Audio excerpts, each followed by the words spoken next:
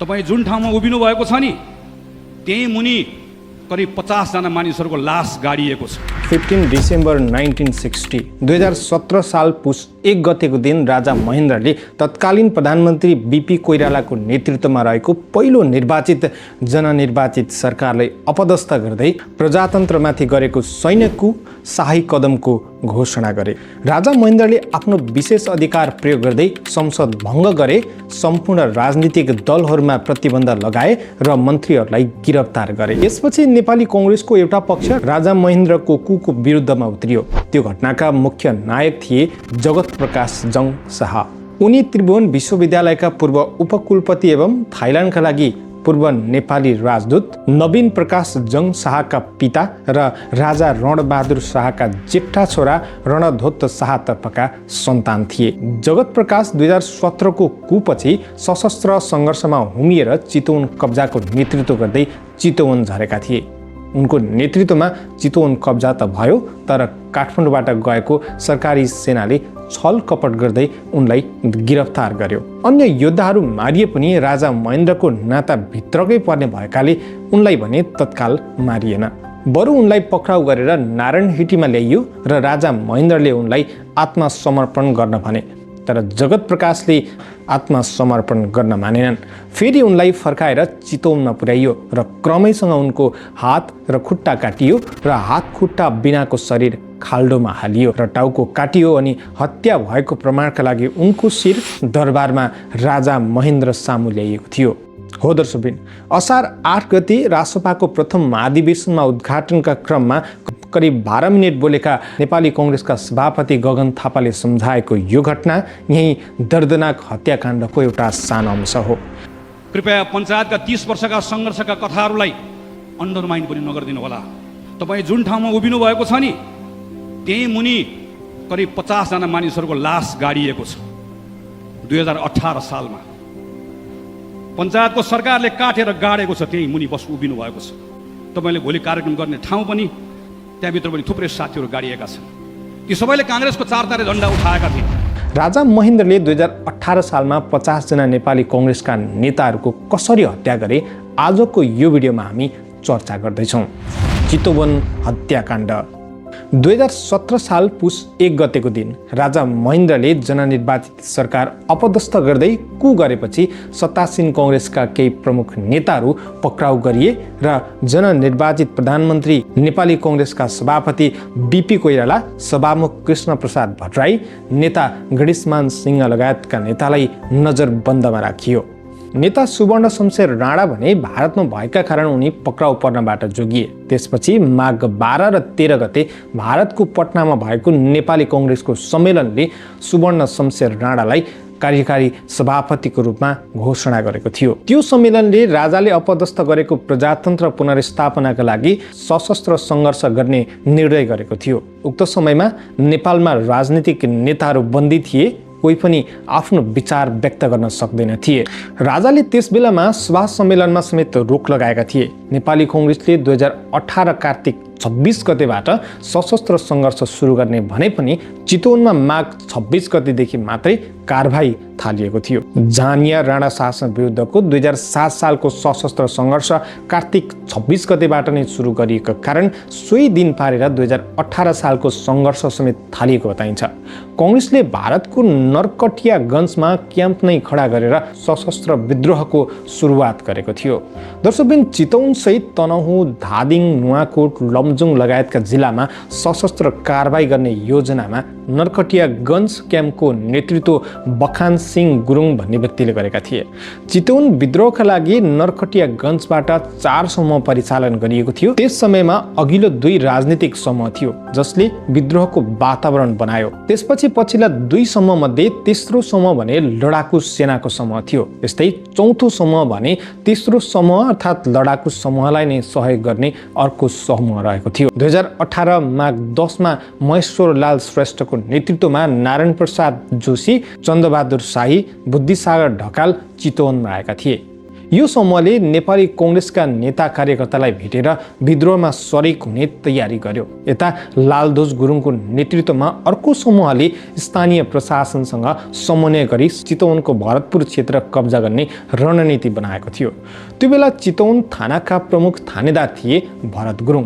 2007 सालको सङ्घर्षका मुक्ति सेना भरत गुरुङ रक्षा दल हुँदै समायोजनबाट नेपाल प्रहरीमा सेवारत थिए। उनलाई भरतपुर थानासँगै राप्ती दुन परियोजनाको कार्यालय हेर्ने जिम्मेवारी रहेको थियो। त्यसैले स्थानीय प्रशासनसँग समन्वय गर्ने जिम्मेवारी लालध्वजलाई दिएको थियो। कङ्ग्रेस लडाकुले चितवन कब्जा सजिलै गर्दा लालध्वजले त्यति बेला भित्री रूपमा भरतसँग समन्वय गरेका थिए, किनभने लालध्वजले गोप्य रूपमा नै भेटेर चितवन कब्जा गर्ने योजना चितवन थानाका प्रमुख थानेदार भरतलाई अगाडि नै सुनाइसकेका थिए।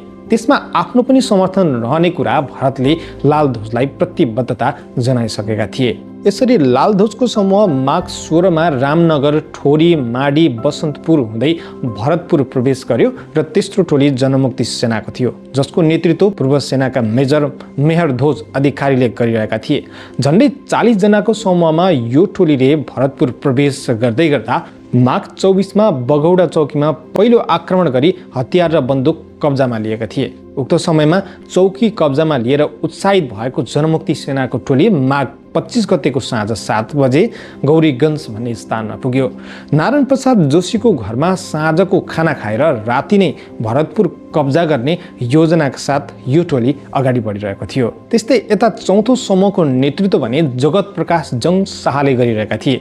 यसरी हरिप्रसाद गुरुङ सहित 26 जनाको टोली गोबर्धनियाको बाटो हुँदै शमशेरश्वरगढी, माडी, बनकट्टा र ध्रुवघाटको बाटो भएर माघ 26 मा दिव्यनगर आइपुगेको थियो। बाटोमा यो समूहले ध्रुवघाटको प्रहरी चौकी अर्थात् प्रहरी थानामा आक्रमण गर्दै 2 नाल बन्दुक, राइफल र गोलीगट्ठा कब्जामा लिएको थियो। त्यसपछि हरिप्रसाद गुरुङको घरमा खाना खाएर भरतपुर प्रस्थान गरेको थियो।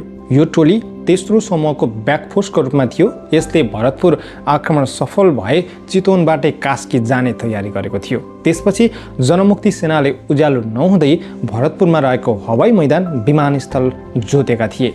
टङ्कप्रसाद शर्मा, शिवप्रसाद श्रेष्ठ, लालबहादुर मिलेर त्यहाँ ट्र्याक्टर र बुलडोजर लगाएर हवाई मैदान जोतिएको थियो। यता मेगौलीको हवाई मैदानमा समेत लालबहादुर ड्राइभरले ट्र्याक्टर लगेर जोतेका थिए। यसको एउटै उद्देश्य थियो भरतपुर कब्जा गर्दा हवाई मार्ग भएर काठमाडौँबाट थप सरकारी सुरक्षाकर्मी आउन नसकुन्। आन्दोलनकारीले माघ 26 गते बिहानै भरतपुरमा प्रहरी थाना अगाडि धावा बोल्यो। सहजै सुरक्षाकर्मीले आत्मसमर्पण गरेपछि भरतपुर जनमुक्ति सेनाको नियन्त्रणमा आयो र भरतपुर कब्जाको क्रममा गैडागस्ती क्याम्प, त्यस्तै राप्ती दुन परियोजनाको कार्यालय, झुवानीको प्रहरी थाना सबै कब्जामा लिइसकिएको थियो। कङ्ग्रेसका मुक्ति सेनाले भरतपुरको थानाबाट करिब 180 थान नाल हतियार, गैडागस्ती क्याम्पबाट 27 नाल बन्दुक कब्जामा लिएका थिए। यसरी उनीहरूको क्रान्ति सफल भएको थियो। अब कुरा गरौँ सरकारको तर्फबाट के भयो। कङ्ग्रेसको मुक्ति सेनाले भरतपुर चितवन कब्जा गरेपछि राजा महेन्द्र चुप बस्नेवाला थिएनन्। चितवन राजा महेन्द्रका लागि महत्त्वपूर्ण जिल्ला थियो। उनी प्रत्येक वर्ष शिकारका लागि चितवन पुग्थे। त्यसैले हुनुपर्छ चितवनलाई कङ्ग्रेसको कब्जाबाट उनलाई फर्काउनु पर्ने बाध्यता थियो र महेन्द्रसँग त्यो इगो पनि थियो। त्यसपछि भरतपुरकै देउती खोला नजिकै चौरमा कङ्ग्रेस लडाकु सहितका आन्दोलनकारीले विजयोत्सव मनाइरहेका थिए। यही समयमा पञ्चायतको सेनाले घरमा घेरा हाल्यो। भरतपुर कब्जाको खुसियाली चलिरहँदा सेनाले भरतपुरलाई घेरा हालिसकेको थियो। कङ्ग्रेसको कब्जामा परिसकेको चितवन फिर्ता गर्न रातारात जहाजबाट भरतपुरमा ठुलो फौज उतारिएको थियो र भरतपुर कब्जापछि कङ्ग्रेसले मुख्यालय बनाएको गेस्ट हाउसलाई समेत सरकारी सेनाहरूले नियन्त्रणमा लिइसकेका थिए। अन्य जिल्ला जाने भरतपुर आउँदै गरेका कङ्ग्रेसका अन्य टोलीले गेस्ट हाउसलाई सरकारी सेनाले नियन्त्रणमा लिएको भ्यू नै पाउन सकेनन्, किनकि सरकारी सेनाले गेस्ट हाउसभित्र रहेका सबै कङ्ग्रेसका नेताहरूको हत्या गरिसकेको थियो। यसरी भरतपुर कब्जा भएको खुसियाली मनाउन भरतपुर आएका हरिप्रसाद गुरुङ, शमशेर बहादुर गुरुङ, जगत प्रकाश जङ शाह, बुद्धि सिंह राणा, खेमबहादुर गुरुङ लगायतलाई सेनाले भरतपुरमा नियन्त्रणमा लिइसकेको कङ्ग्रेसका अन्य कार्यकर्तालाई थाहा नै भएन। उनीहरू चारतारे झन्डा फहराउँदै सेतो गाडीमा गेस्ट हाउस पुगेका थिए। त्यही कारण भरतपुरमा हरिप्रसाद गुरुङ, बुद्धिसिंह राणा, खेमबहादुर गुरुङ, शमशेरबहादुर गुरुङ र ट्राफिक तामाङ, जगत प्रकाश शाह, पञ्चे गुरुङ, हस्तबहादुर गुरुङ लगायत त्यहाँ एकैचोटि मारिएका थिए। यो घटनामा 85 जना मारिएको दावी गरिन्छ, किनभने त्यस दिन गेस्ट हाउसमा मारिएका जम्मा 85 जनाको 85 जोर जुत्ता त्यहाँ भेटिएको थियो। उनीहरूलाई हस्पिटल भरतपुर पछाडि खनिएको विशाल खाल्डोमा जिउँदै पुरिएको भनिन्छ। चितवनबाट बन्दीपुरतर्फ लागेका लालध्वज गुरुङ, सर्वसिंह गुरुङ, इमानसिंह गुरुङ लगायतका 5 जनालाई भने तनहुँको मानपाङमा पक्राउ गरेर पोखराको गोसवारामा बुझाइएको थियो। उनीहरूलाई पोखरा ट्रिब्युसन अदालतले 6 वर्ष कैद र 5,000 रुपियाँ जरिवानाको फैसला गरेको थियो। त्यही फैसलालाई टेकेर काठमाडौँ जेल चलान गर्ने बाहनामा कोत्री खोला भन्ने स्थानमा सरकारी सेनाले गोली ठोकी उनीहरूको पनि हत्या गरेको थियो। यसरी काठमाडौँबाट शेर बटालियन ब्रिगेडियरका जनरल भक्तवीर थापा, मेजर मोहन सिंह बस्नेत नेतृत्वको टोली माघ 28 गते बिहान भरतपुर ओह्रालियो। यो टोली काठमाडौँबाट हवाईजहाज मार्फत सिमरा उत्रिएर हेटौँडा हुँदै भरतपुर पुगेको थियो।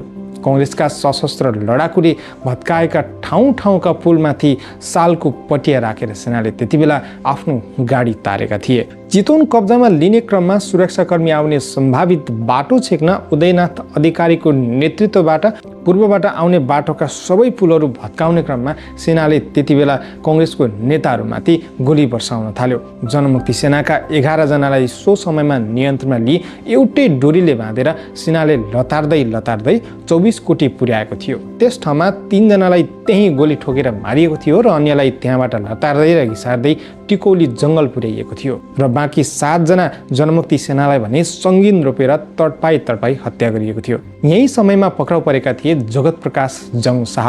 अन्य योद्धाहरू मारिए पनि राजा महेन्द्रको नाताभित्रकै पर्ने भएकाले उनलाई भने त्यस बेला मारिएन। पक्राउ गरेर नारायणहिटी ल्याइयो। नारायणहिटी दरबारमा ल्याइयो। राजा महेन्द्रले उनलाई आत्मसमर्पण गर्न भने, तर जगत प्रकाशले आत्मसमर्पण नगर्ने बताए। फेरि उनलाई फर्काएर चितवन पुर्याइयो र क्रमैसँग उनको हात र खुट्टा काटियो। हात खुट्टा बिनाको शरीर खाल्डोमा हालियो र टाउको काटियो। मारेपछि पनि गेस्ट हाउस बाहिर लगेर उनको शरीरलाई उत्तरतर्फको पातीघारीमा गाडिएको भनिन्छ। अनि हत्या भएको प्रमाणका लागि उनको काटिएको शिर दरबारमा राजा महेन्द्र सामु ल्याइएको थियो। जगत प्रकाश जङ शाहकी पत्नी नाट्य सम्राट बालकृष्ण समकी छोरी हुनुहुन्छ। रश्मिले नै जगत प्रकाश जङ शाहको कम्बरमा खुकुरी बाँधिदिएर युद्ध मोर्चामा पठाएको इतिहास छ। आफ्ना क्रान्तिकारी प्रिय श्रीमानको निधनपछि रश्मिले रातो क्रान्ति माग्दै अब आइन्दा नेपाल सतीले सरापेको देश नबनोस् भनेर सुसाइड नोट लेख्दै आत्महत्या गरेकी थिइन्।